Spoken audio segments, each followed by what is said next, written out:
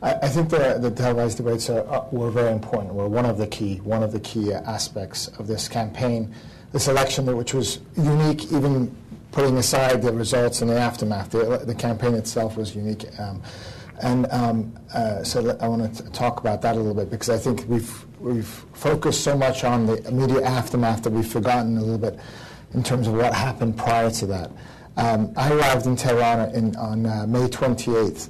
And even in May 28th, just 2 weeks before the election, the consensus was, as you correctly pointed out, that the turnout probably is going to be fairly low, 60%, maybe even less.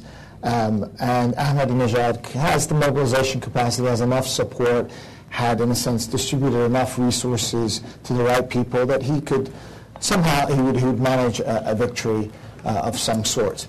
But shortly after that, these several nights of elections, so debates took place, and these are nationally televised debates. So between two of the candidates on each night, this was a very dramatic event. I mean, as far as I could tell, everyone was watching. They were at 10:30 p.m. every night, and everyone seemed to be watching in the morning. Everyone, everywhere you went, was discussing the previous night's debates. And for many ordinary Iranians who were probably too busy to follow politics, this was an opportunity for them to witness how divided and how contentious relations were amongst the establishment.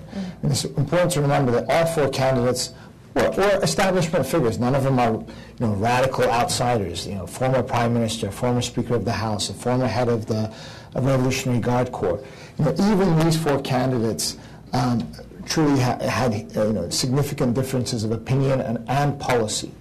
For many ordinary Iranians, this presented to them an opportunity to participate in this debate by voting. So that their vote all of a sudden became more meaningful during and after these debates. So I think that's very critical. And the second aspect that I want to stress is that and Farid already alluded to this, the Mousavi and to a lesser extent the Caribe campaigns really organized good campaigns. In these peaceful demonstrations that we saw after the election results, these same kind of peaceful, organized mass rallies were taking place the week prior to the election.